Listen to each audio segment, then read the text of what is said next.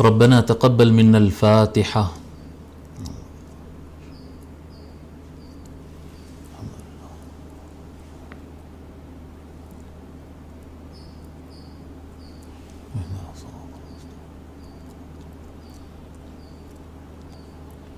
ربنا تقبل منا الفاتحة.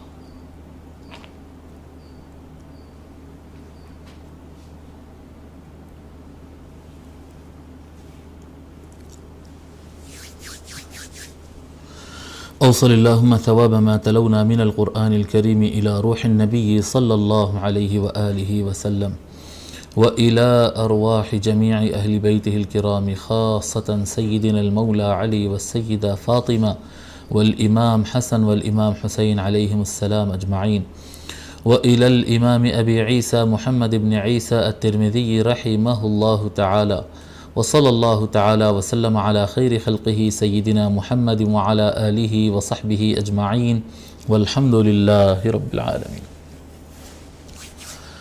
الحمد لله رب العالمين، والصلاة والسلام على سيد الأولين والآخرين سيدنا ونبينا مولانا محمد وعلى آله وصحبه أجمعين، أما بعد. محترم خواتین و حضرات، السلام علیکم ورحمۃ اللہ.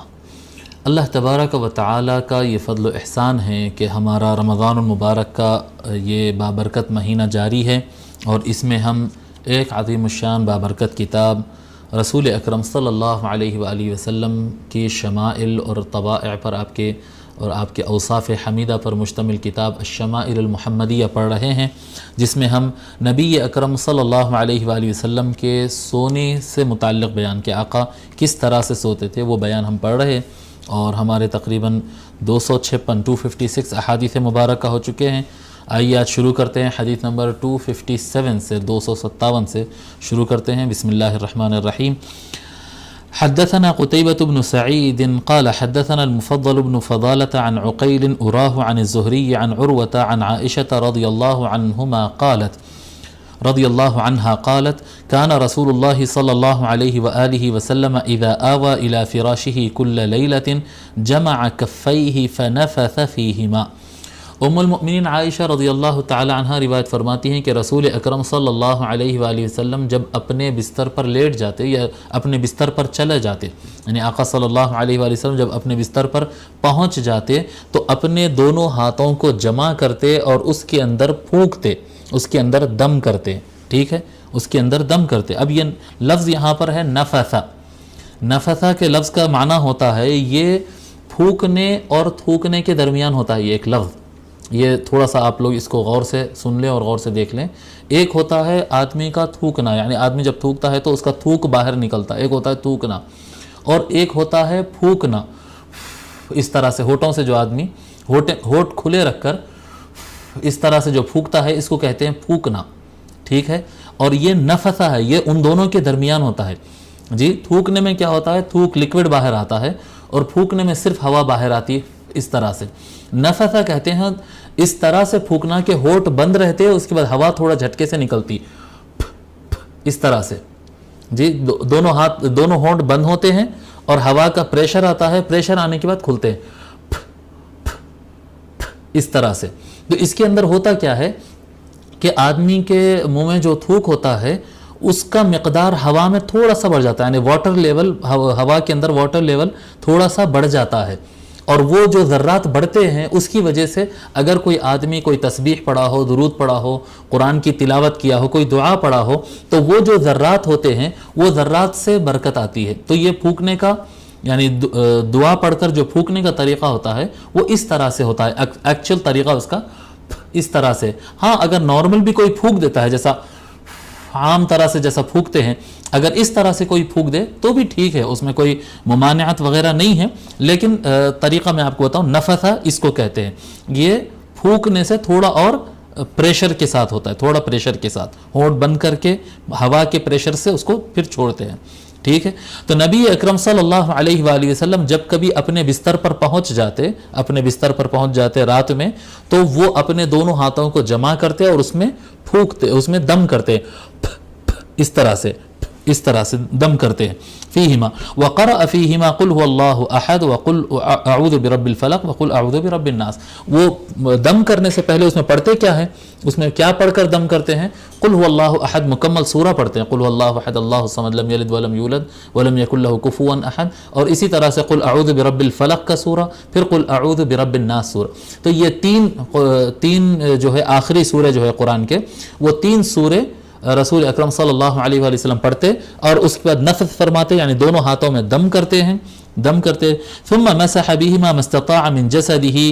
پھر حضور اکرم صلی اللہ علیہ وآلہ وسلم جسم کے جتنے حصے پر ہاتھ کو پھیر سکتے ہیں پھیر لیتے ہیں، یعنی جہاں تک جسم کے ہاتھ آسانی سے جاتا ہے وہاں تک پھیر لیتے ہیں.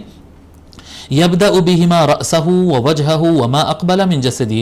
اور شروع کرتے ہیں، جب ہاتھ پھیرنا شروع کرتے ہیں تو ایسے شروع نہیں کرتے، جب شروع کرتے ہیں تو اپنے سر پہ ہاتھ پھیرتے اور چہرے پر ہاتھ پھیرتے ہیں اور اس طرح سے شروع کرتے ہیں، اور جسم کا سامنے کا حصہ پہلے پھیرتے ہیں، یعنی ہاتھوں پر اس طرح سے، سینے پر، پیٹھ پر اور اپنے تھائیز پر، جی اس طرح سے جو ہے پہلے سامنے کے حصے پر پھیرتے ہیں، پھر اس کے بعد اگر ہاتھ پہنچے تو جتنا آدمی کمر پہ اس طرح پھیر سکتا ہے تو بالکل پھیر سکتا ہے.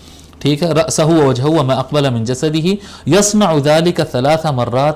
اس طرح سے رسول اکرم صلی اللہ علیہ وآلہ وسلم 3 مرتبہ کیا کرتے تھے. یہ بڑا بہترین طریقہ ہے، اس کے بارے میں بزرگان دین نے فرمایا ہے کہ اس طرح کے عمل سے انسان محفوظ رہتا ہے، اور یہ نظر کے لیے بھی کام آتی ہے. یہ اگر کسی کو محسوس ہوتا ہے کہ بھئی میرے کو بار بار نظر لگ جاتی ہے تو اس کو کیا کہتے ہیں فوراً کسی صاحب کے پاس اور کسی عامل کے پاس دوڑنے کی ضرورت نہیں ہے. وہ رات میں سونے سے پہلے اس چیز کا اہتمام کر کے سو جائے، اس کو نظر نہیں لگے گی. اور عام طور پر جیسا کہ کہتے ہیں کہ سب سے اچھی تعویذ قرآن کریم ہے، قرآن کریم سے بہتر کوئی تعویذ نہیں ہے، اور قرآن کریم کی تعویذ لٹکانے سے بہتر قرآن کریم سے تعویذ وہ تعوذ سے ہی ہے. یہ اعوذ جو کہتے ہیں نا، اعوذ باللہ، قل اعوذ برب الفلق، اسی سے بنا سو لفظ ہے تعویذ.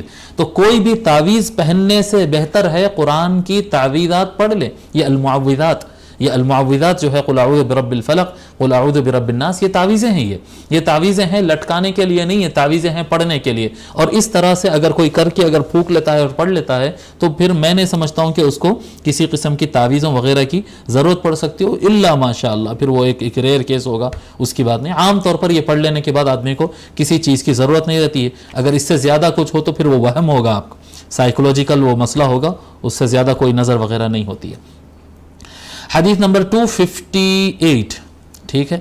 حدثنا محمد بن بشار قال حدثنا عبد الرحمن بن مهدي قال حدثنا سفيان عن سلمة بن كهيل عن كريب عن ابن عباس رضي الله عنهما أن رسول الله صلى الله عليه وآله وسلم نام حتى نفخ وكان إذا نام نفخ فأتاه بلال فآذنه بالصلاة فقام وصلى ولم يتوضأ. وفي الحديث قصة.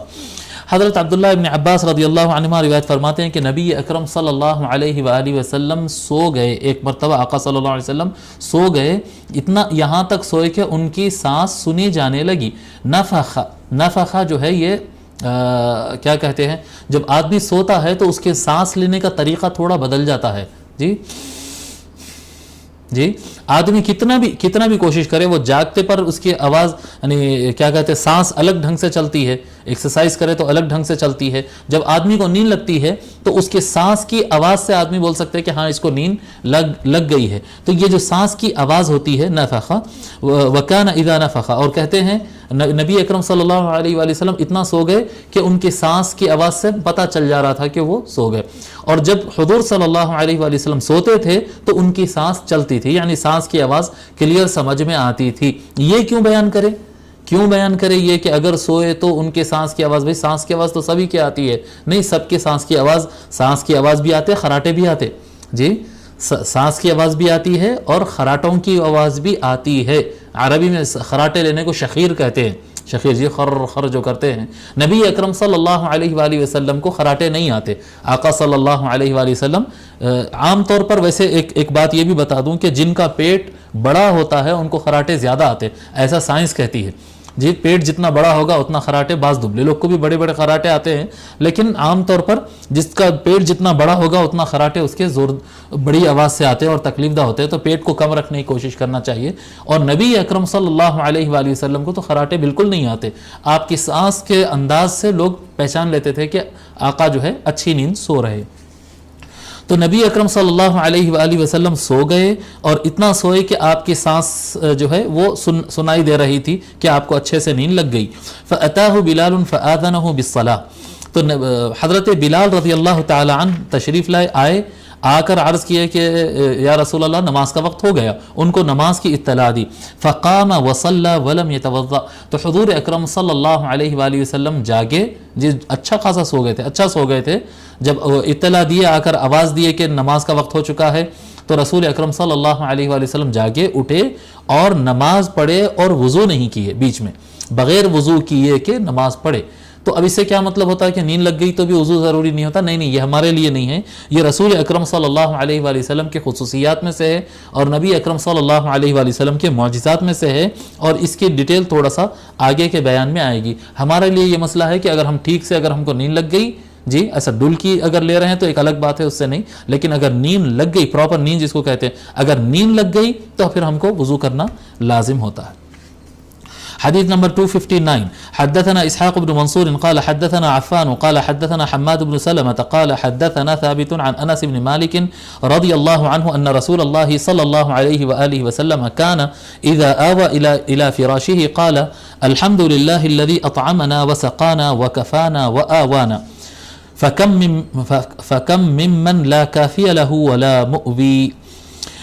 حضرت انس رضی اللہ تعالیٰ روایت فرماتے ہیں، کہتے ہیں کہ رسول اکرم صلی اللہ علیہ وآلہ وسلم جب اپنے بستر پر پہنچ جاتے تو یہ دعا فرماتے، جی یہ بھی ایک دعا ہے، سوتے وقت کے دعاؤں میں سے یہ بھی ایک دعا ہے، اگر اس کو بھی کوئی یاد کر لے سکتے ہیں یا پڑھ سکتے ہیں تو ضرور پڑھے۔ جی جب رسول اکرم صلی اللہ علیہ وآلہ وسلم اپنے بستر پر پہنچ جاتے تو یہ دعا پڑھتے، اس طرح سے کہتے، الحمدللہ الذی اطعمنا وسقانا وکفانا وآوانا فَكَم مِّمَّن لَا كَافِيَ لَهُ وَلَا مُؤْوِي۔ تمام تعریفیں اس اللہ تعالیٰ کے لیے ہے جس نے ہمیں کھلایا، جس نے ہمیں پلایا، جس نے ہماری ضرورتیں پوری کی، اور جس نے ہمیں رہنے کے لیے، سونے کے لیے ایک ٹھکانہ عطا فرمایا، گھر عطا فرمایا۔ جی اطعمنا کھلایا، سقانا پلایا، کفانا ہماری ضرورتوں کو پوری کیا، وآوانا اور ہم کو رات گزارنے کے لیے ٹھکانہ عطا فرمایا۔ فکم ممن لا کافی لہ ولا مؤوی، کیونکہ پس کتنے ہی بندے ایسے ہیں جن کی ضرورتیں پوری نہیں ہوتی، اور کتنے ہی ایسے بندے ہیں جن کو رہنے کے لیے کوئی ٹھکانہ نہیں ہوتا۔ اللہ نے ہم کو رہنے کے لیے ٹھکانہ دیا، اللہ کا شکر ہے اس کے لیے۔ سمجھ میں آ رہی بات؟ تو یعنی جن کی ضرورتیں پوری نہیں ہوتی ہے ان کو یاد کر کر اپنے کو جو اللہ تعالیٰ نے جو نعمت عطا فرمائی ہے، کھانا پینا اور ضرورتوں کا پورا ہونا، اور سونے کے لیے، رات گزارنے کے لیے چھت اور بستر دینا، ان نعمتوں کو حضور صلی اللہ علیہ وسلم یاد کرتے اور اللہ تعالیٰ کی تعریف بیان کرتے ہیں۔ اس میں ایک بات میں آپ کو بتاتا ہوں، یہ دعا سے بات سمجھ میں آتی ہے، اور بھی دعاؤں سے، کہ دعا پڑھنے کا مقصد صرف چند شبد ہے چمتکاری جو بول دینے سے آدمی محفوظ رہتا ہے اور یہ پڑھ لینے سے آدمی سیف ہو جاتا ہے، اس طرح سے نہیں ہے مقصد دعا کا۔ دعا کا مقصد یہ ہوتا ہے کہ بندہ ہمیشہ اللہ تعالیٰ کی نعمتوں کو یاد کرتا رہے، اللہ کے نام سے شروع کرے، اللہ کے نام سے ختم کرے، اللہ تعالیٰ کی نعمتوں کو یاد کرے، اللہ تعالیٰ سے دل جوڑے رکھے، یہ مقصد ہوتا ہے اصل میں شکر گزار بندہ بننا۔ جی کیا کہتے ہیں، دعا کو صرف زبانی رٹ لیے اور وہ الفاظ ادا کر دیے اور ہو گیا، ہم کو ثواب مل گیا، یہ ثواب کے لیے نہیں ہے، یہ تعلق بنانے کے لیے ہیں یہ دعائیں، تعلق بنانے کے لیے، من کا جوڑنے کے لیے۔ اور اگر کسی کا تعلق صرف عربی زبان میں دعا پڑھ لینے سے نہیں بنتا ہے تو وہ عربی پڑھنے کے بعد اس کا اردو بھی دماغ میں یا زبان سے دہرا لے کہ اللہ تیرا شکر ہے کہ تو کھلایا پلایا، ہمارے ضرورتوں کو پوری کرا، اور ہم کو سونے کے لیے یہ جگہ اور ٹھکانہ عطا فرمایا۔ جی کتنے لوگ ایسے ہیں جن کی ضرورتیں پوری نہیں ہوتی، کتنے لوگ ایسے ہیں جن کو رات گزارنے کے لیے کوئی ٹھکانہ نہیں ہوتا، اللہ تیرا شکر ہے تو نے ہماری ضرورتیں پوری کی۔ اس طرح سے اردو میں یا اپنی زبان میں، اس طرح سے اردو میں، انگلش میں، جو زبان آپ کو ایزی لگتی ہو اس میں دہرا لے بندہ۔ جی تو تعلق باللہ بننا اور اللہ کا شکر ادا کرنا مقصود ہے، نہ کہ صرف ریسائٹنگ اور جو ہے ریپیٹنگ مراد ہے اس سے۔ حديث نمبر 260 حدثنا الحسين بن محمد الحريري قال حدثنا سليمان بن حرب قال حدثنا حماد بن سلمة عن حميد عن بكر بن عبد الله المزني عن عبد الله بن رباح عن أبي قتادة رضي الله عنه أن النبي صلى الله عليه وآله وسلم كان إذا عرس بليل اضطجع على شقه الأيمن وإذا عرس قبيل الصبح نصب ذراعه ووضع رأسه على كفيه. حضرت ابو قتادہ، پہلے ان کے بارے میں لکھ لیجئے پھر ہم پڑھتے ہیں حدیث شریف. ابو قتادہ الحارث بن ربعی، ابو قتادہ الحارث بن ربعی الخزرجی الانصاری. پھر نام کہہ رہا ہوں، ابو قتادہ الحارث بن ربعی الخزرجی الانصاری. یہ جنگ بدر اور باقی سارے جنگوں میں شریک رہے رسول اکرم صلی اللہ علیہ وآلہ وسلم کے ساتھ، اور مولا علی علیہ السلام کے ساتھ بھی تمام فتن کے جتنے تینوں جنگ ہوئے تھے مولا علی علیہ السلام کے خلافت میں، وہ ساری جنگوں میں مولا علی علیہ السلام کے ساتھ ہی رہے. جی 7 جنگوں میں شریک رہے. مدینہ شریف میں آپ کا انتقال ہوا 54 ہجری کو. حضرت ابو قتادہ رضی اللہ تعالی عنہ کا 54 ہجری کو حضرت ابو قتادہ رضی اللہ تعالی عنہ مدینہ شریف میں انتقال کر گئے.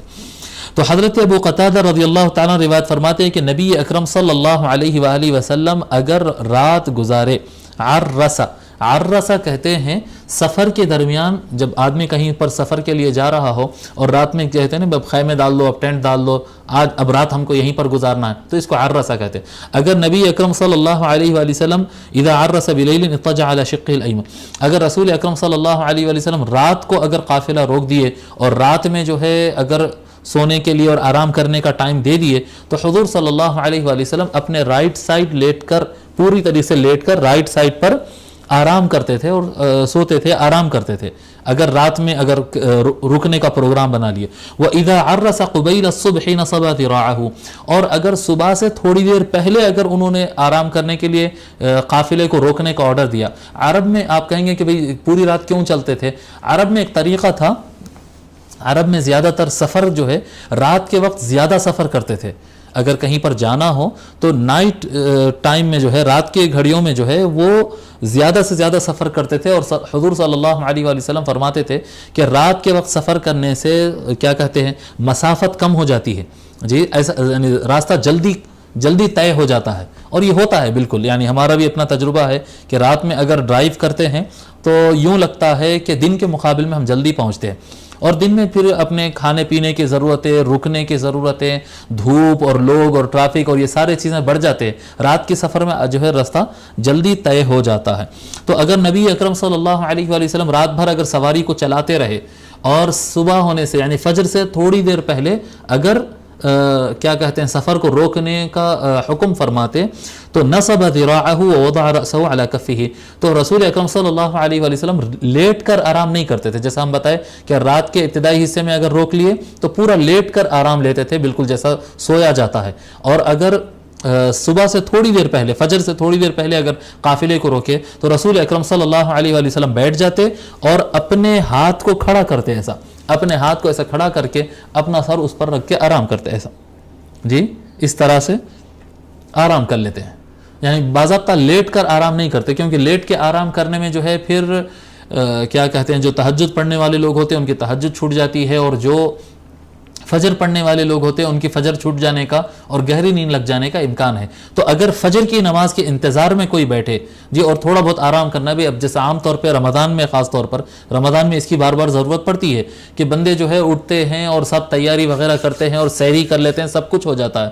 اب فجر کا وقت شروع ہونے کے لیے 15 منٹس باقی ہے، 20 منٹس باقی ہے، 10 منٹس باقی ہے. یہ جو 10-15 منٹ ہوتے ہیں یہ بہت بھاری گزرتے ہیں، سب پر نہیں، بعض لوگ پر بہت زیادہ بھاری گزرتے ہیں اور آنکھ بند ہوتے رہتے. چلو بھائی تھوڑا آرام کر لیں گے. اگر یہ تھوڑا آرام بستر پر یا صوفے پر لیٹ کر کیا جائے تو نیند لگ جاتی ہے، اٹھے تو پھر وضو کرنا پڑے گا، اور اگر نہیں اٹھے تو پھر فجر کی نماز قضا ہو جاتی ہے. تو اس کے لیے بہتر طریقہ یہ ہوتا ہے کہ آدمی بیٹھ جائے اور بیٹھ کر اس طرح سے جی سر کو اپنے ہاتھ پر رکھ لے اور اس طرح سے آرام کر لے. اگر اس میں ایک مسئلہ بتا دوں آپ کو، یعنی فقہا اس میں بتاتے ہیں کہ اگر اس طرح سے بیٹھنے میں اگر آدمی کو تھوڑا سا نیند کا جھونک بھی اگر آ جائے اور لائٹ نیند ایسا اس طرح سے بیٹھ کر کوئی اور چیز پر ٹیکا نہ ہو، کوئی اور چیز پر، یعنی آدمی پیچھے ٹیکا لگا ہوا ہو یا اپنی کرسیوں کے اوپر ٹیکا لگا ہوا ہو تو اس کی بات نہیں کر رہے ہیں. اگر اپنے ہاتھ پر اس طرح سے ٹیک لگا کر اگر کوئی آدمی بیٹھتا ہو آرام کرتے ہوئے اور اس کو تھوڑی سی اگر نیند بھی لگ جاتی ہو، ایسی نیند جس کی وجہ سے اس کا جھونک نہ نکلے، ایسی نیند جس کی وجہ سے اس کے جھونک نہ نکلے تو وضو نہیں ٹوٹتا، اس سے وضو نہیں جاتا. ایسی نیند آ جائے بندے کو کہ اس کی وجہ سے، نیند کی وجہ سے جھونک نکل جائے، اگر جھونک نکل گیا آدمی لڑک گیا نیند کی وجہ سے تو وضو چلا جاتا. اتنی نیند لگنا کہ آدمی کا جھونک نکل جانا. اس لیے ٹیکا لگا کر نہیں آرام کرنا. اگر ٹیکا لگا کے اگر تھوڑی سی بھی نیند لگ گئی تو آپ کو اندازہ نہیں ہوتا کہ میرے کو کتنی نیند لگی، کیونکہ ٹیکا لگ کے ایسا آرام ہو جاتا ہے کہ پھر یعنی اگر ٹیکا نہیں ہوتا تو آپ گر بھی جاتے برابر. تو اس طرح سے ٹیک نہیں لینا، بلکہ نبی اکرم صلی اللہ علیہ وآلہ وسلم کی سنت یہ ہے، اس طرح سے آرام. نبی اکرم صلی اللہ علیہ وآلہ وسلم فجر کے سے پہلے اگر کچھ قبل اگر آرام کرے تو اس طرح سے آرام فرماتے تھے. یہ چیپٹر مکمل ہوا سونے کا بیان. اب رسول اکرم صلی اللہ علیہ وآلہ وسلم کی عبادت سے متعلق یہ 40واں باب ہے، باب 40، باب ما جاء فی عبادت رسول اللہ صلی اللہ علیہ وآلہ وسلم. رسول اکرم صلی اللہ علیہ وآلہ وسلم کس طرح سے عبادت کرتے تھے. اب یہاں پر اس میں عبادت نمازوں کا بیان ہے یہ سارا، مگر اس کے اندر فرض نمازیں نہیں ہیں. یہ جو بیان ہو رہا ہے یہ نفل نمازوں کا بیان ہے. رسول اکرم صلی اللہ علیہ وآلہ وسلم 5 وقت کی جو فرض نمازیں ہوتی ہیں ان نمازوں کے علاوہ سنتیں جو پڑھتے تھے، تہجد جو پڑھتے تھے، وہ سارے بیان آئیں گے. اوابین، چاشت وغیرہ سب آئیں گے. فرض نمازوں کو چھوڑ کر باقی بیان اس کے اندر آ رہا ہے. ٹھیک ہے، اور یہ بیان بہت اہم ہے، بہت اچھا اور بہت زبردست بیان ہے. یہ بیان اہتمام کے ساتھ سنیں. نماز سے متعلق اور نوافل سے متعلق جو بیان ہے اس میں کافی معلومات آپ کو ہوں گے حضور صلی اللہ علیہ وآلہ وسلم کی نماز سے متعلق، اور ہم کو عمل کرنے میں سہولت ہوگی. حدیث نمبر 261 261. حدثنا قتيبة بن سعيد وبشر بن معاذ قال حدثنا أبو عوانة عن زياد بن علاقة عن المغيرة بن شعبة قال صلى رسول الله صلى الله عليه وآله وسلم حتى انتفخت قدماه. مغیرہ بن شعبہ کہتے ہیں کہ رسول اکرم صلی اللہ علیہ وآلہ وسلم نماز پڑھے، اتنی لمبی نماز پڑھے یہاں تک کہ آپ کے پاؤں سوج گئے، آپ کے قدم مبارک، آپ کے پیر مبارک پھول گئے. سوجنا کہتے ہیں نا، پھولنا جو ہے موٹے ہو گئے، سویلنگ آ گئی اس پر. فقیل له اتتکلف هذا وقد غفر الله لك ما تقدم من ذنبك وما تأخر. یا رسول اللہ آپ اتنا زحمت اٹھاتے، اتنی مشقت اٹھاتے، اتنی بڑی نماز پڑھتے آپ، جبکہ اللہ تبارک و تعالی نے آپ کے اگلے پچھلے گناہوں کو معاف فرما دیا. اب یہ سادہ ترجمہ ہے، اب یہ اس کا ترجمہ ہم اس کا معنی ایک مرتبہ بتا دیتے ہیں، پھر آگے ہم چلیں گے. اللہ تبارک و تعالی نبی اکرم صلی اللہ علیہ وآلہ وسلم کے اگلے پچھلے گناہ معاف کرنا، اس کے 2-3 معنی ہیں. ایک معنی یہ ہے کہ اللہ تبارک و تعالی نے نبی اکرم صلی اللہ علیہ وآلہ وسلم کی امت کے گناہ معاف فرما دیے. امت کے گناہ، جیسا کہ سیدی بحر العلوم سیدی عبد القدیر صدیقی رحمۃ اللہ علیہ نے بھی اپنی تفسیر میں لکھا ہے، یہ اس طرح سے ہے. یعنی کیسا، یعنی اللہ کہہ رہا ہے کہ نبی کے گناہ معاف کرے، اور آپ معنی نکال رہے ہیں کہ امت کے گناہ معاف کرے، امت کے گناہ معاف کریں گے. یہ معنی کیسا نکل رہا ہے؟ یہ معنی اس طرح سے نکلتا ہے کہ جب کبھی حضرت عبد القدیر صدیقی رحمۃ اللہ علیہ بحر العلوم اس طرح سے، یعنی اس میں وضاحت دیے ہیں، سمجھائے ہیں. اس طرح سے رہتا ہے کہ یہ جیسا کہ ایک آرمی چیف ہو اور اس کی آرمی سولجرز سے اگر کوئی غلطی ہو تو کیا بادشاہ وہ سولجرز سے بات کرے گا؟ کیا وہ ایک فوجی سے بات کرے گا کہ تیرے سے غلطی کیسا ہوئی، تیرے سے غلطی کیسی ہوئی؟ بادشاہ تو نہیں بات کرتا ان سے. بادشاہ یہ کہے گا کہ آرمی چیف سے پوچھے گا، کمانڈر ان چیف جو ہوتا ہے، کمانڈر ان چیف سے پوچھتا ہے کہ آپ کیا کہتے ہیں، آپ غلطی کی ہے، آپ کا نظم و نسق صحیح نہیں ہے، آپ صحیح کام نہیں کرے. تو ٹیم کا غلطی کرنا ٹیم لیڈر کے اوپر ڈالا جاتا ہے. اسی طرح سے جب اللہ تبارک و تعالیٰ کی بارگاہ میں جب امتیں حاضر ہوں گی تو ساری امت محمدیہ نبی اکرم صلی اللہ علیہ وآلہ وسلم کے پیچھے کھڑی ہوں گی. ٹھیک ہے، تو اللہ تبارک و تعالیٰ کا مخاطبت کا انداز یہ ہے، اللہ تبارک و تعالیٰ کا مخاطبت کا یہ انداز ہے کہ اللہ کے رسول صلی اللہ علیہ وآلہ وسلم سے ایسا کہہ رہا ہے کہ اللہ تعالیٰ آپ کے اگلے اور پچھلے گناہوں کو معاف فرما دیا ہے، معاف فرما دے گا، یعنی آپ کے امت کے گناہوں کو، آپ کے امت کے گناہوں کو. ایک معنی اس کے اندر یہ ہوگا، کیونکہ یہ حدیث بار بار آ رہی ہے تو ہم ہر جگہ شرح نہیں کریں گے، ایک جگہ شرح کر دی ہے، اس کا معنی سمجھ لینا.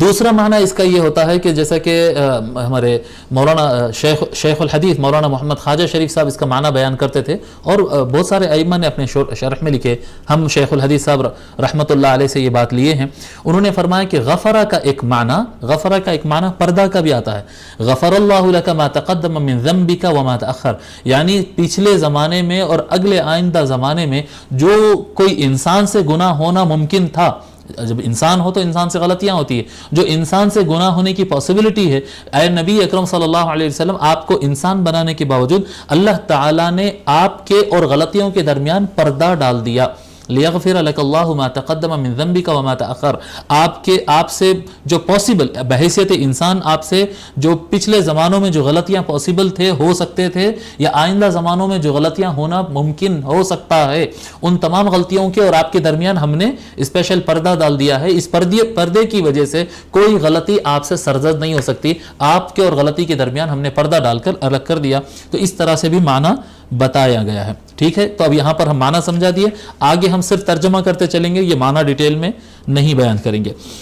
تو صلی رسول اللہ صلی اللہ علیہ وآلہ وسلم حتی انتفخت قدما، رسول اکرم صلی اللہ علیہ وآلہ وسلم اتنی نماز پڑھے یہاں تک کہ آپ کے قدم مبارک پر سویلنگ آ گئی، سوجن آ گئی، موٹے ہو گئے۔ تو ان سے عرض کیا گیا یا رسول اللہ آپ اتنی مشقت اٹھا رہے ہیں جبکہ اللہ تبارک و تعالیٰ نے آپ کے اگلے پچھلے گناہ معاف فرما دیا۔ قال افلا اکون عبدا شکورا، تو نبی اکرم صلی اللہ علیہ وآلہ وسلم نے فرمایا کیا میں اللہ تعالیٰ کا شکر گزار بندہ نہ بنوں؟ جی اللہ تبارک و تعالیٰ کے شکر گزاری کے لیے، جی ہم جب نمازیں پڑھتے ہیں، ہم جب اللہ کی بارگاہ میں سر رکھتے ہیں تو ہم کو توبہ گناہوں سے توبہ کرنے کے لیے یہ کرنا ہوتا ہے، اور رسول اکرم صلی اللہ علیہ وآلہ وسلم جب کثرت سے عبادتیں کرتے ہیں تو جو ہے وہ شکر کے لیے کرتے ہیں، ہم کو توبہ اور شکر دونوں کے لیے کرنا ہے۔ آقا صلی اللہ علیہ وآلہ وسلم ایک شکر گزار بندہ بننے کے لیے، اللہ تبارک و تعالیٰ کو تھینکس کہنے کے لیے، شکر ادا کرنے کے لیے اس طرح کی نماز پڑھا کرتے تھے۔ تو پھر اس میں بتا دوں کہ یہ نفل نمازوں سے متعلق بیان چل رہا ہے، نفل نمازوں سے متعلق فرض نمازیں مختصر پڑھنا افضل ہے، فرض نمازیں مختصر پڑھنا، چھوٹی صورتیں پڑھنا، 3 تسبیح پڑھ لینا، اس طرح سے افضل ہے، ٹھیک ہے۔ جماعت سے پڑھتے ہوں، اکیلے میں بھی اگر مختصر پڑھیں تبھی افضل ہوگا، ٹھیک ہے، اور جماعت سے پڑھیں تو بہت اہتمام کرنا چاہیے کہ مختصر ہی پڑھنا چاہیے۔ نفل نمازوں میں آپ تہجد پڑھیں، تراویح پڑھیں، اوابین پڑھیں، اپنی طرف سے کوئی نمازیں پڑھتے ہیں تو یہ اس کے متعلق بیان ہے، نفل نمازیں جتنا لمبا پڑھ سکتے ہیں اتنا افضل ہوگا۔ حدیث نمبر 262 حدثنا ابو عمار الحسين بن حريث قال حدثنا الفضل بن موسى عن محمد بن عمرو عن ابي سلمة عن ابي هريرة رضي الله عنه قال كان رسول الله صلى الله عليه وآله وسلم يصلي حتى ترم قدماه قال فقيل له أتفعل هذا وقد جاءك أن الله تعالى قد غفر لك ما تقدم من ذنبك وما تأخر۔ حضرت ابو ہریرہ رضی اللہ تعالیٰ روایت فرماتے ہیں میں نے رسول اکرم صلی اللہ علیہ وآلہ وسلم اتنا نماز پڑھتے تھے یہاں تک کہ آپ کے قدم مبارک سوج جاتے تھے، پھول جاتے تھے، تو ان سے کہا گیا یا رسول اللہ آپ اس طرح سے کرتے ہیں جبکہ آپ کے پاس تو اللہ کی وحی آ گئی ہے کہ اللہ تعالیٰ نے اگلے پچھلے آپ کے گناہ معاف فرما دیے ہیں۔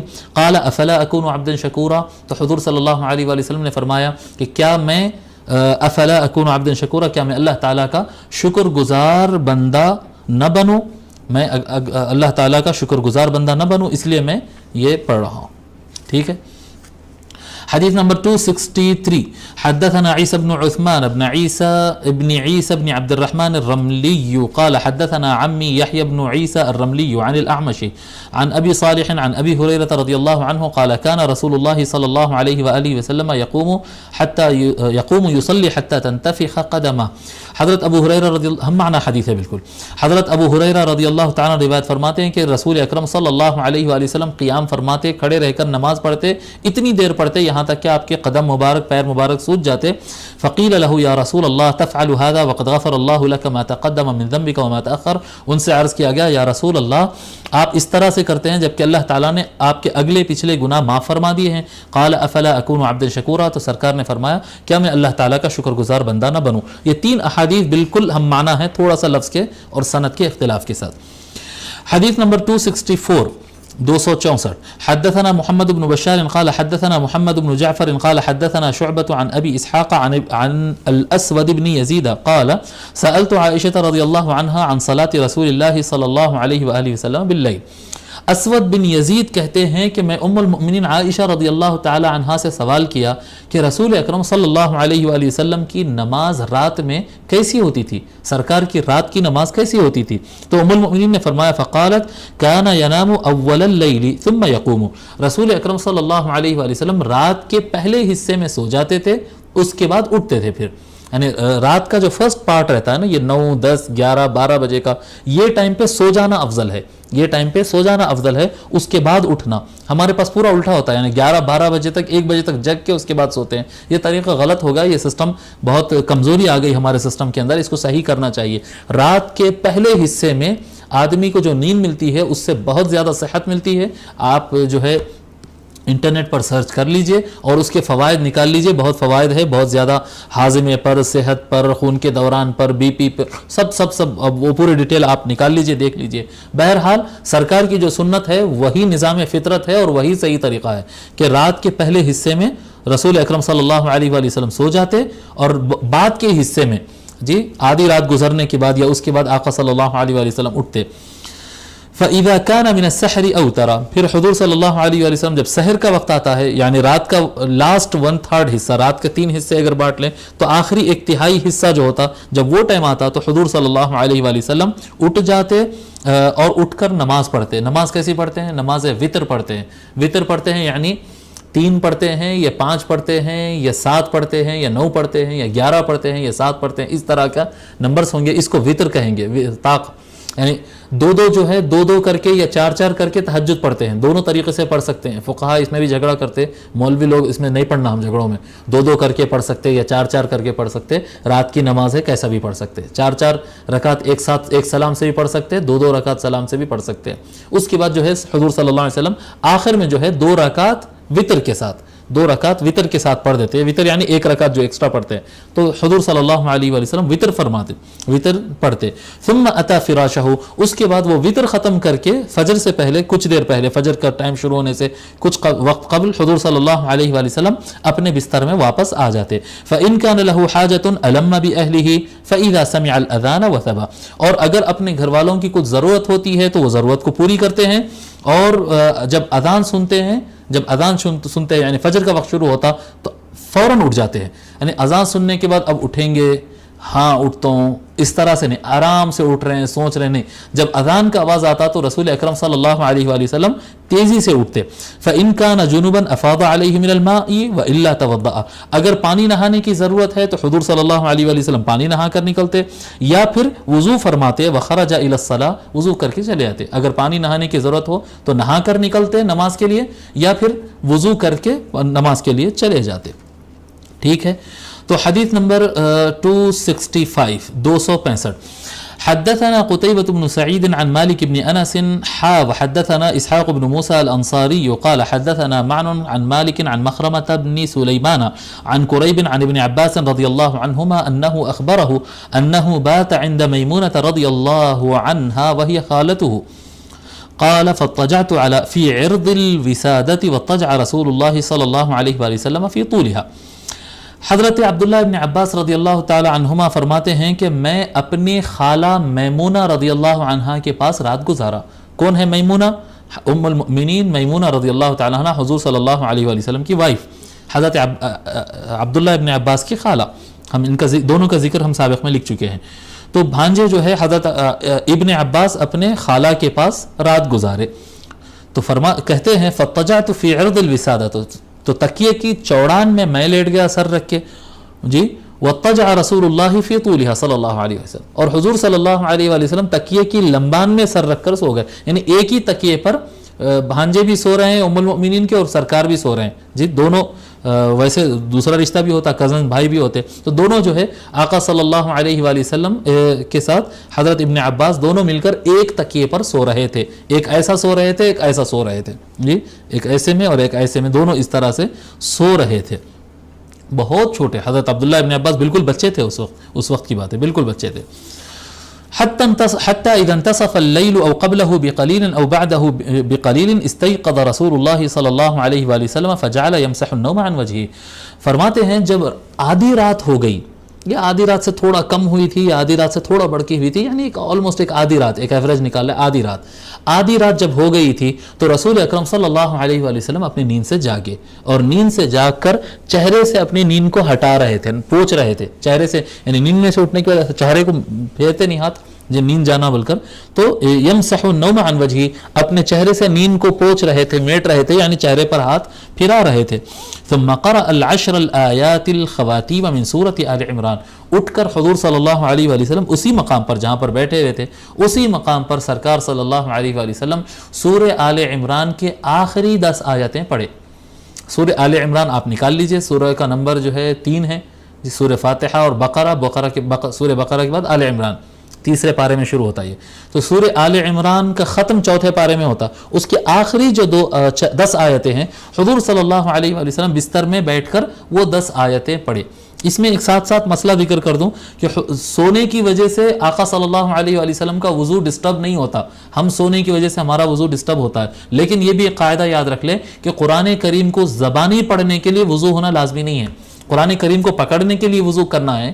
اگر نیند میں سے کوئی اٹھے اور اسے یاد آئے قرآن کی کچھ آیت ہے اور وہ قرآن کی آیت پڑھتا ہے، بعد میں اٹھ کر وضو کرنے کے لیے جاتا ہے، تو بالکل صحیح ہے، کسی طرح سے منع نہیں ہے. تو حضور اکرم صلی اللہ علیہ وآلہ وسلم نیند سے اٹھے اور اپنے ہی مقام پر جو ہے بیٹھ کر سورہ آل عمران کے آخری 10 آیتیں تلاوت کیے. ثم قام الى شن معلق فتوضأ منها. اور حضور صلی اللہ علیہ وآلہ وسلم اٹھ کر گئے، وہاں پر ایک پرانا مشکیزہ لٹکا ہوا تھا. ہم مشکیزہ کے بارے میں بتائیں نا، قربہ شن کہتے ہیں پرانے قربے کو، القربۃ القدیمہ، مشکیزہ جو چمڑے سے بناتے تھے پانی بھر کے رکھنے کے لیے. تو ایک پرانا مشکیزہ لٹکا ہوا تھا وہاں پر، جی پرانا قربہ جو ہے چمڑے کا لٹکا ہوا تھا، مشکیزہ کہتے ہیں یا اس کو جو بھی کہتے ہیں، تو وہ لٹکا ہوا تھا. حضور اکرم صلی اللہ علیہ وآلہ وسلم اس کے پاس گئے، فتوضأ منها، اور اس میں سے وضو کیے. فاحسن الوضوء، بہت اچھے طرح وضو کیے. جب صبح جاگے تو ایسا رف وضو نہیں کیے، جی جیسا کہ ہم بتائیں نا کہ وہ اگر وضو ہے اور وضو پر وضو کر رہے ہیں تو ہلکا ہلکا وضو کر لے تو بھی ٹھیک ہے، ہو جائے گا. لیکن یہ کیونکہ بیسک وضو تھا، جی تو حضور صلی اللہ علیہ وآلہ وسلم جب بھی وضو فرماتے بہت اچھے سے فرماتے. تو فاحسن الوضوء، سرکار بہت اچھا وضو فرمائے. ثم قام یصلی، اور نماز کے لیے کھڑے ہو گئے، نماز پڑھنا شروع کر دیا. قال عبداللہ بن عباس کہتے ہیں فقمت الى جنبه فوضع رسول اللہ صلی اللہ علیہ وآلہ وسلم یدہ الیمنی علی رأسی ثم اخذ باذنی الیمنی ففتلها. حضرت عبداللہ بن عباس کہتے ہیں میں جا کر سرکار کے بازو ٹھہر گیا، میں بھی وضو کر لے کے میرے کو بھی نماز پڑھنا ہے بلکہ سرکار کے بازو ٹھہر گیا. تو حضور صلی اللہ علیہ وآلہ وسلم کیا کیے، اپنا سیدھا ہاتھ میرے سر پر رکھے، جی سیدھا ہاتھ. اب دیکھیں آپ ایک بچے کا اگر آپ تصور کریں کہ آپ کے سامنے کوئی کھڑا ہو تو ہمارا جو رائٹ ہوگا اس کا لیفٹ ہوگا اور ہمارا لیفٹ جو ہے اس کا رائٹ ہوگا. تو حضور صلی اللہ علیہ وسلم عبداللہ ابن عباس کے سر پر اپنا رائٹ ہینڈ رکھے، سر کے اوپر ہاتھ رکھے، اور لیفٹ ہینڈ سے کہتے ہیں بائیں ہاتھ سے حضور صلی اللہ علیہ وآلہ وسلم میرے کان کو موڑے، جی اس طرح سے یہ کان کو دبائے یا کان کو میرے موڑے، اس طرح سے میرے رائٹ کان کو اپنے بائیں ہاتھ سے رائٹ کان کو سر پہ ہاتھ رکھ کر اس طرح سے کان کو موڑے. ففتلھا، میرے کان کو موڑے. پھر اس کے بعد ہم سابق میں بتا چکے ہیں یہ کان کو موڑنا کوئی سزا دینے کے لیے نہیں ہوتا ہے، نیند کو اڑانے کے لیے، نیند کو ختم کرنے کے لیے اس طرح سے کیے، ٹھیک ہے. اور دیگر احادیث میں آتا ہے کہ حضور صلی اللہ علیہ وسلم عبداللہ ابن عباس کے ساتھ ایسا ایک سے زیادہ مرتبہ کیے، یعنی نماز پڑھتے پڑھتے ایسا بیچ میں پھر 2 رکعت 4 رکعت ہونے کے بعد بچہ پھر ڈلنا شروع کیا تو پھر پکڑ کے تھوڑا سا کان کو یوں کرے تو پھر نیند اڑ جاتی، پھر صحیح پڑھتے اس طرح سے، ٹھیک ہے. تو کہتے ہیں اس طرح سے میرے کان کو کیے، اس کے بعد جو ہے کان کو تھوڑا سا موڑے، اس کے بعد فصلی رکعتین. اب دیکھیے گنتے جائیے، حضور اکرم صلی اللہ علیہ وآلہ وسلم 2 رکعت پڑھے، ثم رکعتین، پھر 2 رکعت پڑھے، ثم رکعتین، پھر 2 رکعت پڑھے، ثم رکعتین، پھر 2 رکعت پڑھے، ثم رکعتین، پھر 2 رکعت پڑھے، ثم رکعتین، پھر 2 رکعت پڑھے. یہ ٹوٹل 6 مرتبہ، 2 2 2 2 2 2، جی کتنے ہو گئے رکعتیں؟ یہ 12 رکعت ہو گئے، 12 رکعت، 2 2 رکعتیں کر کے. اس لیے میں بولتا ہوں یہ صحیح احادیث ہے، حضور صلی اللہ علیہ وآلہ وسلم 2 2 رکعتیں کر کے بھی پڑھے ہیں، 4 4 رکعتیں کر کے بھی پڑھے ہیں. بہت لوگ میرے سے اس پہ بات کرتے ہیں، آپ ایسا کیسا بولتے ہیں، حنفیوں کے پاس یہ ہے، شافعیوں کے پاس وہ ہے. بھائی وہ احادیث بالکل واضح ہے سرکار کی، تو اس میں ضرورت نہیں ہے کوئی اس میں لینے کے لیے. 2 کر کے پڑھے تو بھی ٹھیک ہے، 4 4 کر کے پڑھے بھی تو ٹھیک ہے، سرکار ویسا بھی پڑھے ہیں. ٹھیک ہے، تو چھ مرتبہ کہتے ہیں کہ دو دو دو دو. قال معن 6 مرات، راوی حدیث معن کہتے ہیں 6 مرتبہ. ثم اوتر، اس کے بعد حضور صلی اللہ علیہ وآلہ وسلم پھر وتر پڑھے. ثم اضطجع حتى جاءه المؤذن، پھر اس کے بعد لیٹ گئے یہاں تک کہ مؤذن آ کر ان کو آواز دیا. فقام فصلى ركعتين خفيفتين ثم خرج فصلى الصبح. پھر جب لیٹ گئے کیا کہتے ہیں مؤذن آئے اور آواز دیے، بولے نماز کا وقت ہو گیا، تو حضور صلی اللہ علیہ وآلہ وسلم اٹھے اور 2 ہلکی رکعتیں پڑھے. ہلکی یعنی بالکل شارٹ، چھوٹی چھوٹی صورتوں کے ساتھ، لمبی نہیں. جس طرح سے تہجد سرکار لمبا پڑھتے تھے اس طرح سے نہیں. یہ کون سی 2 رکعتیں ہیں؟ یہ فجر کی سنت ہے. یہ تہجد سے ہٹ کر وطر کے بعد تھوڑی دیر آرام کر کے جب فجر کا وقت شروع ہوا، اطلاع مل گئی، تو حضور صلی اللہ علیہ وآلہ وسلم 2 رکعت فجر کی سنت پڑھے. ثم خرج فصلى الصبح، پھر مسجد کو جا کر فجر کی نماز پڑھے، جس طرح سے ہمیشہ پڑھتے تھے، جس طرح سے ہمیشہ پڑھاتے تھے. تو سنت نماز گھر میں پڑھنا افضل ہے، سنت نماز گھر میں پڑھنا افضل ہے، اور فجر کی سنت لمبی نہیں پڑھنا بھی افضل ہے. فجر کی جو سنت ہے وہ مختصر پڑھنا افضل ہے. حدیث نمبر 266 266. حدثنا ابو قريب محمد بن العلاء قال حدثنا وكيع حدثنا شعبة عن ابي جمرة عن ابن عباس رضي الله عنهما قال كان النبي صلى الله عليه وآله وسلم يصلي من الليل 13 ركعة. حضرت عبداللہ ابن عباس رضی اللہ تعالیٰ عنہ فرماتے ہیں کہ نبی اکرم صلی اللہ علیہ وآلہ وسلم رات کی نماز جب پڑھتے تو 13 رکعت پڑھتے تھے. 13 رکعتیں پڑھتے آقا صلی اللہ علیہ وآلہ وسلم 13 رکعتیں پڑھتے. 13 رکعتیں کیسے ہیں؟ 2 آخری کے جو 2 ہوتے اس کے ساتھ وطر ملا لیتے، یعنی وطر کی 1 رکعت ساتھ میں ملا لیتے. 10 رکعت الگ الگ پڑھے جی، اس کے بعد 11 12 13 ایک ساتھ پڑھ لیتے. اس طرح سے 13 رکعت ہو جاتے. حدیث نمبر 267 267. حدثنا قتيبة بن سعيد قال حدثنا أبو عوانة عن قتادة عن زرارة بن أوفى عن سعد بن هشام عن عائشة رضي الله عنها أن النبي صلى الله عليه وآله وسلم كان إذا لم يصلي بالليل منعه من ذلك النوم أو غلبته عيناه صلى من النهار 12 ركعة. ام المؤمنین عائشہ رضی اللہ تعالی عنہا روایت فرماتی ہیں کہ نبی اکرم صلی اللہ علیہ وآلہ وسلم کبھی اگر رات کی نماز نہیں پڑھتے، منعہ من ذلک النوم او غلبته عیناہ، یعنی نبی اکرم صلی اللہ علیہ وآلہ وسلم کو نیند کی بہت شدت رہی، بہت تھکان کی ضرورت رہی اور آنکھ کھولنے میں دشواری ہو رہی ہو، تو نبی اکرم صلی اللہ علیہ وآلہ وسلم دن کے اوقات میں 12 رکعت پڑھ لیتے تھے. 12 یعنی فجر کی نماز کے بعد جب سورج پوری اچھی طرح سے اٹھ جاتا تھا، یعنی 7 بج جاتے، ہمارے انڈیا کے حساب سے بتا رہا ہوں، 7 8 بج جاتے ہیں اور سورج اچھے سے نکل جاتا ہے، اشراق وغیرہ کا ٹائم بھی آگے بڑھ جاتا ہے. اس کے بعد حضور صلی اللہ علیہ وآلہ وسلم وہ جو رات میں 12 رکعت پڑھتے تھے وہ 12 رکعت دن میں پڑھتے تھے. اس کا معنی ہرگز یہ نہیں ہے کہ سرکار وطر چھوڑتے تھے، نہیں. سرکار صلی اللہ علیہ وآلہ وسلم وطر کی پابندی ایسی فرماتے تھے، یعنی وطر وہ جو فجر سے پہلے وطر پڑھتے، تہجد کے وقت میں جو وطر کی نماز پڑھتے، وہ سرکار صلی اللہ علیہ وآلہ وسلم اس طرح سے پڑھتے تھے جیسے کہ فرض نماز، اور وہ سرکار پر فرض تھی. وہ سرکار پر وَمِنَ اللَّيْلِ فَتَهَجَّدْ بِهِ نَافِلَةً لَكَ عَسَىٰ أَن يَبْعَثَكَ رَبُّكَ مَقَامًا مَحْمُودًا.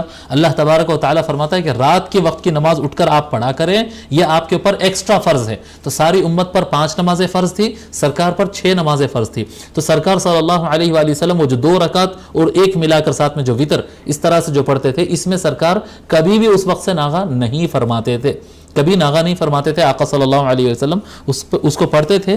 البتہ جو ایکسٹرا 2 رکعت یا 4 رکعت جو پڑھتے بول کر ذکر آیا تھا، اگر بہت زیادہ تھکان ہو، سفر ہو یا جنگ سے آئے ہوں یا اس طرح سے ہو اور بہت زیادہ جسم ٹوٹ رہا ہو اور آنکھ بند ہو رہے ہیں اور مشکل ہو رہی ہے، اس کے باوجود بھی سرکار چاہتے تو اٹھ کر کھڑے ہو جاتے.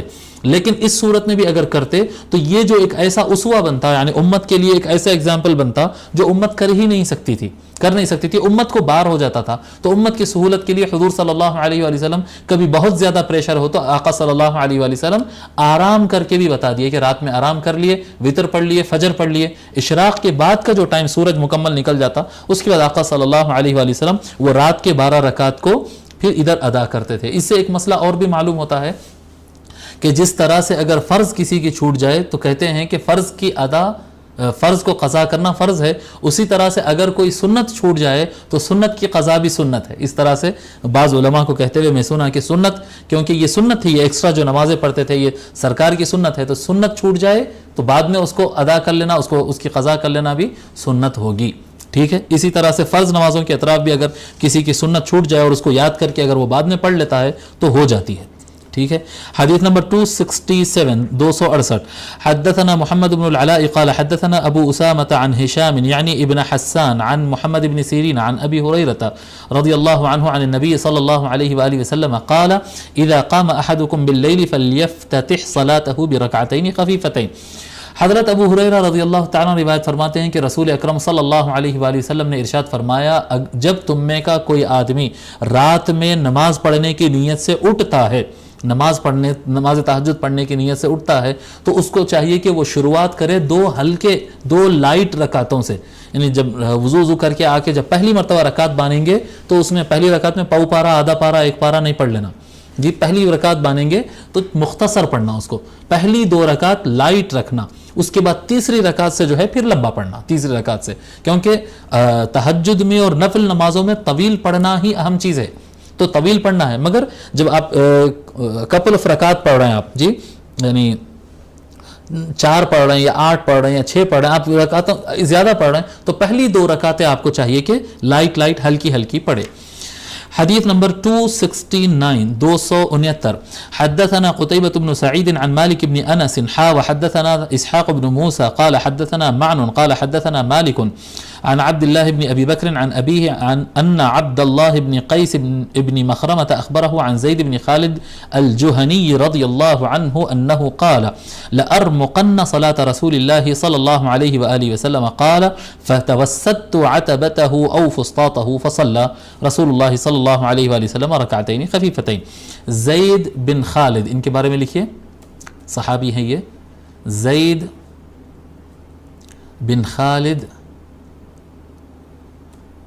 الجہنی، زید بن خالد الجہنی، پھر کہہ رہا ہوں زید بن خالد الجہنی، یہ مدینے کے رہنے والے ہیں اور یہ صحابی ہیں. صلح حدیبیہ اور فتح مکہ میں یہ سرکار کے ساتھ رہے، یعنی باقی جنگوں میں بدر احد میں نہیں تھے لیکن صلح حدیبیہ میں یہ سرکار کے ساتھ تھے، فتح مکہ میں بھی ساتھ میں گئے تھے. اور آپ کا انتقال 68 ہجری کو ہوا، 68 ہجری کو حضرت زید الجہنی، زید بن خالد الجہنی رضی اللہ تعالیٰ عنہ کا انتقال ہوا. حضرت زید بن خالد کہتے ہیں کہ میں ایک مرتبہ ارادہ کر لیا، میں ٹھان لیا کہ میں رسول اکرم صلی اللہ علیہ وآلہ وسلم کی نماز کو غور سے دیکھوں گا کہ سرکار نماز کیسے پڑھتے تھے. یعنی صحابہ کرام کو موقع بہت کم ملتا تھا تہجد دیکھنے کا، کیونکہ سرکار صلی اللہ علیہ وآلہ وسلم عام طور پر تہجد گھر میں پڑھا کرتے تھے. باہر پڑھنا ہو تو کوئی جنگ پہ گئے تھے وہاں پر رہے، یا کوئی سفر پہ گئے تھے وہاں پر رہے تو موقع ملتا تھا، ورنہ گھر میں نماز پڑھتے تھے تو موقع نہیں ملتا. سرکار صلی اللہ علیہ وآلہ وسلم باہر سفر پر تھے تو انہوں نے طے کر لیا کہ آج میں اچھی طریقے سے دیکھ لوں گا کہ سرکار رات میں نماز کس طرح سے پڑھتے. تو میں پروگرام یہ کیا، کہتے ہیں زید، میں پروگرام اس طرح سے بنایا، میں جا کے ان کی چوکھٹ پہ بیٹھ گیا. سرکار صلی اللہ علیہ وسلم اب رات گزاریں گے تو ٹینٹ میں گزاریں گے نا، رات ٹینٹ میں گزاریں گے سفر کے دوران، تو ان کے چوکھٹ پہ بیٹھ گیا، یا ان کا جو ٹینٹ تھا، 2 لفظ آئے ہیں اس میں، چوکھٹ پہ میں بیٹھ گیا یا ان کے ٹینٹ کو ٹیک لگا کے میں بیٹھ گیا جی. ان کے ٹینٹ کو، ان کی جو خیمہ، ٹینٹ کہتے ہیں نا خیمہ، ان کے خیمے کو میں ٹیک لگا کر بیٹھ گیا یا ان کے چوکھٹ کو ٹیک لگا کر بیٹھ گیا. فصلی رسول اللہ صلی اللہ علیہ وآلہ وسلم رکعتین خفیفتین. جب سرکار اٹھے رات میں اور نماز پڑھنے لگے تو میں نے دیکھا کہ رسول اکرم صلی اللہ علیہ وآلہ وسلم 2 لائٹ نمازیں پڑھے، 2 رکعت لائٹ نماز پڑھے، مختصر 2 رکعتیں مختصر پڑھے، ٹھیک، 2 رکعت نماز مختصر پڑھے.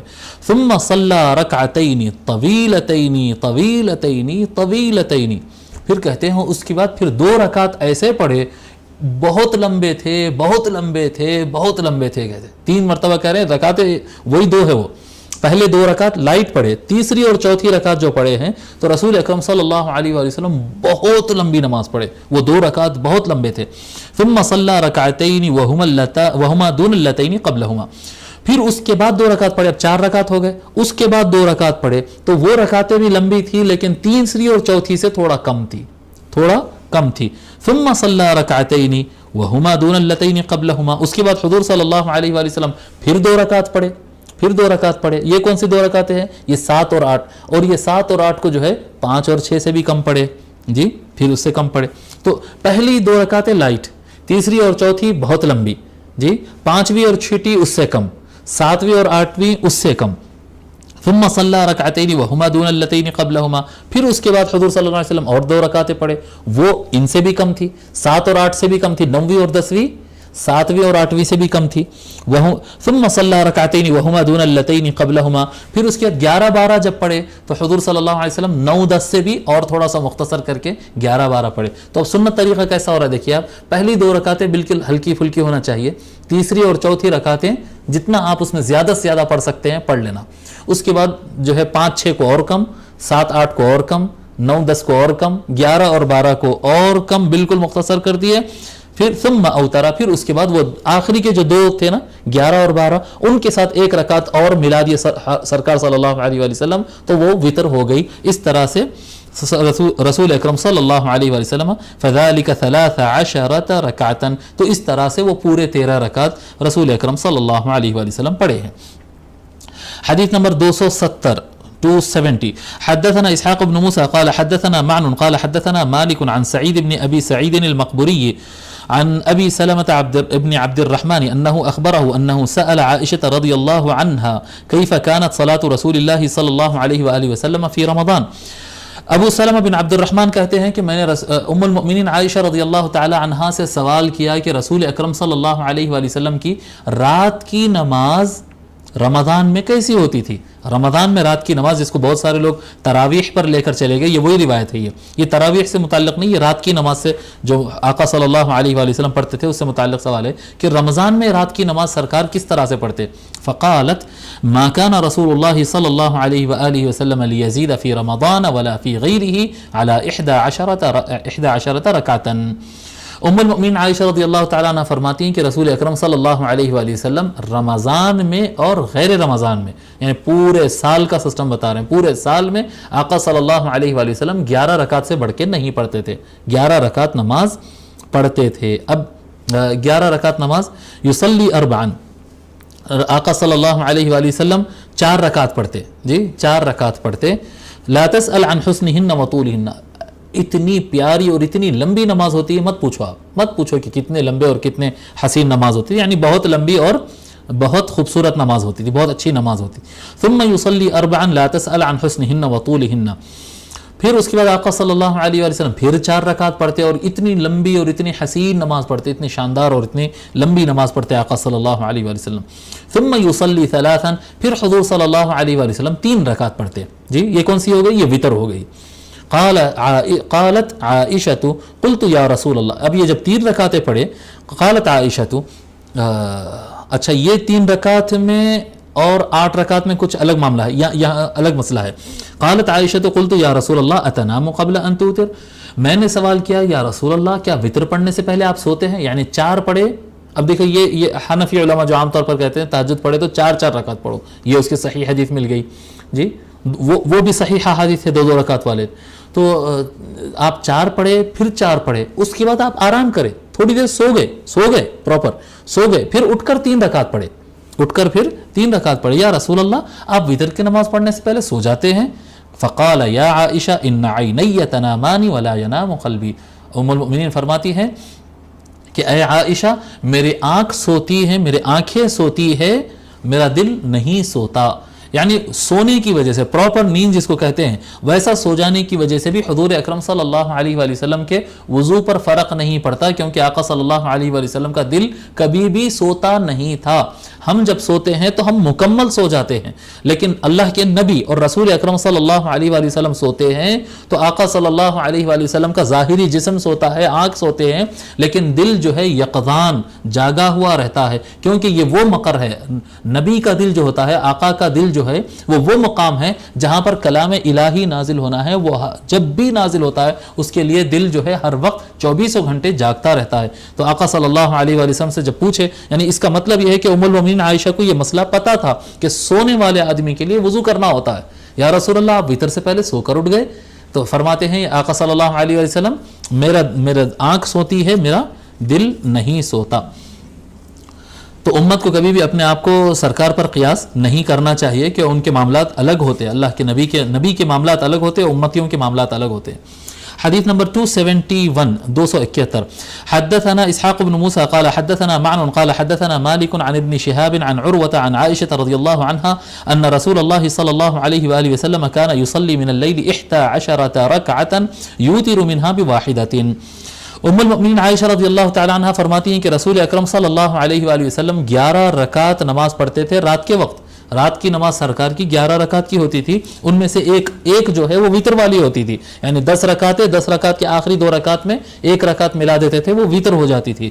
فَإِذَا فَرَغَ مِنْهَا اضْطَجَعَ عَلَى شِقِّهِ الْأَيْمَنِ, اور جب وہ وتر سے فارغ ہو جاتے تو حضور صلی اللہ علیہ وآلہ وسلم اپنے رائٹ سائڈ پر, اپنے دائیں بازو پر آرام فرماتے تھے فجر کی نماز کے انتظار کے لیے.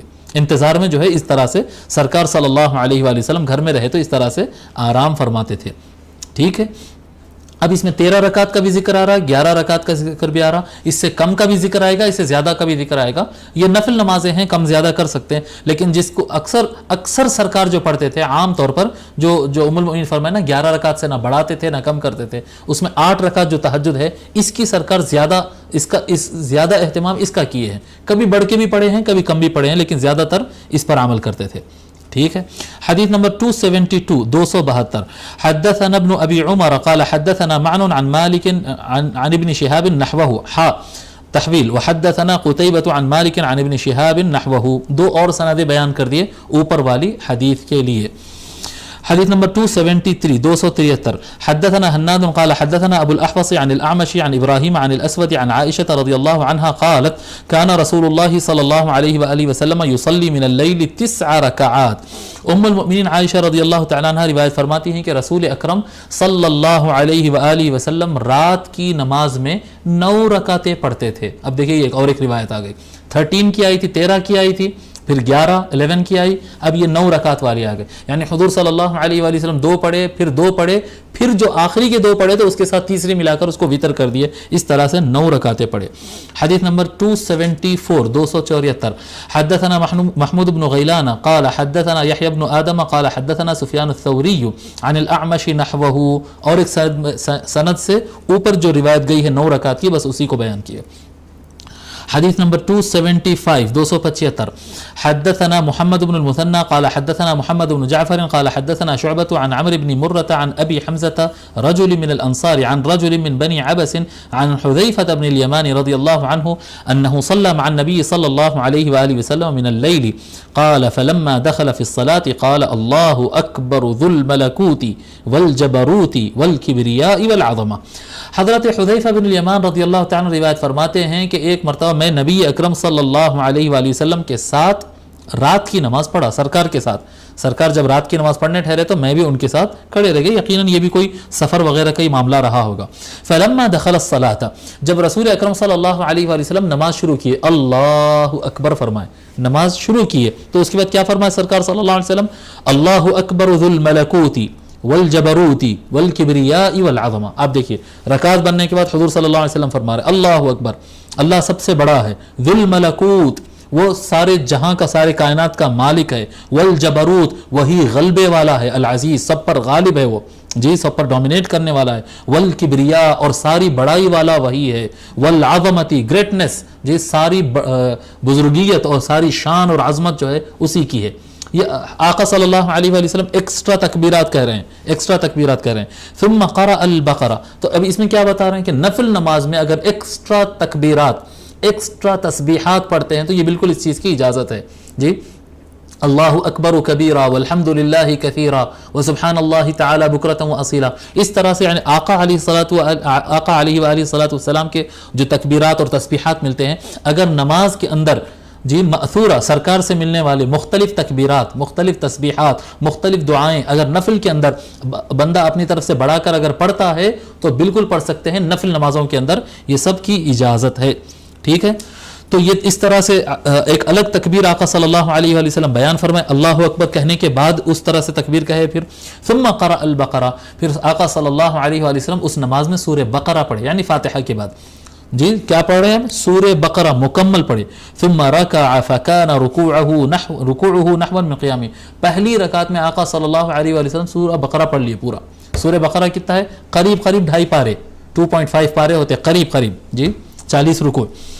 تو آقا صلی اللہ علیہ وآلہ وسلم اس کے بعد رکوع میں گئے، ثم رکع، پھر آقا صلی اللہ علیہ وسلم رکوع میں گئے، فکان رکوعہ نحوا من قیامہ، تو آقا صلی اللہ علیہ وآلہ وسلم کا رکوع اسی طرح تھا جس طرح سے ان کا قیام تھا، یعنی قیام میں کتنا لمبا ٹھہرے آقا صلی اللہ علیہ وسلم عام نمازوں سے زیادہ، اسی طرح سے رکوع میں بھی آقا صلی اللہ علیہ وسلم عام رکوعوں سے بہت لمبا رکوع کیے۔ اس کا یہ مطلب نہیں کہ جتنا سورہ بقرہ پڑھے اتنی دیر رکوع کیے، یہ معنی نہیں ہوگا اس میں، جس طرح سے دوسرے قیاموں کے مقابل میں یہ قیام بہت لمبا تھا، اس طرح سے دوسرے رکوعوں کے مقابل میں بہت لمبا رکوع انہوں نے کیا۔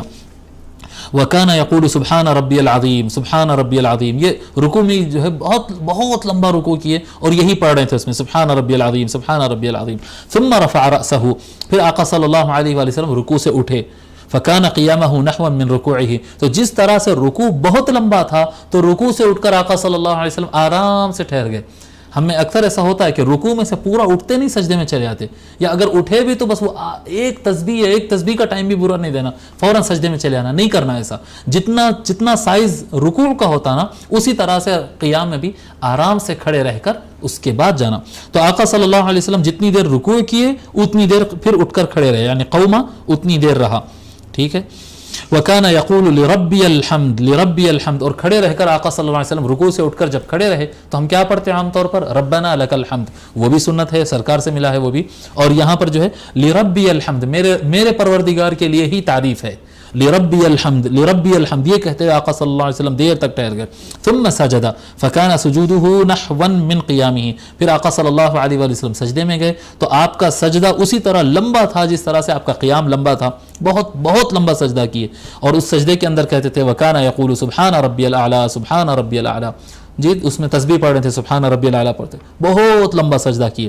ثم رفع رأسه فکان ما بین السجدتین نحوا من السجود، تو جب پہلے سجدے میں سے اٹھے بیٹھے آقا صلی اللہ علیہ وآلہ وسلم تو اتنا ہی لمبا بیٹھے جتنا لمبا سجدہ کیے، سجدہ بھی بہت لمبا تھا اور دونوں سجدوں کے درمیان بھی بہت دیر تک بیٹھے، اور بیٹھ کر یہ کہتے تھے وکانا یقول، دونوں سجدوں کے بیچ میں کہتے تھے رب اغفر لی رب اغفر لی رب اغفر لی رب اغفر لی، میرے پروردگار مجھے بخش دے میرے پروردگار مجھے بخش دے، یہ کہتے بیٹھتے۔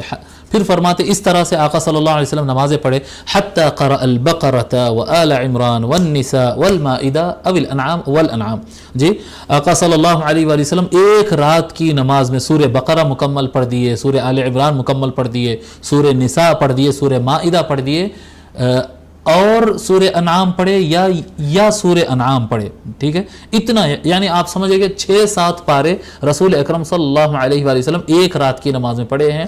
اور یہ جو نماز تھی اس طرح سے آقا صلی اللہ علیہ وآلہ وسلم کبھی کبھی پڑھتے تھے، اور یہ وہ کون سی نماز ہے؟ یہ وہ نماز ہے جو پوری رات پڑھتے تھے، یعنی آپ تصور کریں اب 6-7 پارے پڑھے تو یہ رات کے ایک تہائی حصے میں نہیں پڑھے جس طرح سے ہمارے حفاظ گاڑی کو دوڑاتے ہیں اس طرح سے نہیں، آرام سے آقا صلی اللہ علیہ وآلہ وسلم پڑھے، اور یہ جو ہے آرام سے پڑھے، اور یہ پوری رات کی نماز تھی غالباً، جی یہ پوری رات کی نماز تھی، آقا صلی اللہ علیہ وآلہ وسلم اس طرح سے نماز پڑھے ہیں۔ تو یہ حدیث 275 ہو گئی ہے، ابھی ہم یہاں پر روکتے ہیں، اور بھی آقا صلی اللہ علیہ وسلم کے نماز اور تسبیحوں میں کیسا فرق کیے، اور رکوعوں میں اور قراتوں میں کیسا کرتے گئے، الگ الگ طریقے انشاءاللہ تعالی ہم بیان کرتے جائیں گے، اب آج کے لیے اتنا کافی ہے۔ وصلی اللہ تعالی وسلم علی خیر خلقہ سیدنا محمد وعلی آلہ وصحبہ اجمعین والحمد للہ رب العالمین۔ مزید ویڈیوز اور اپڈیٹس کے لیے ہمارا چینل سبسکرائب کریں، جنتا سدی اردو۔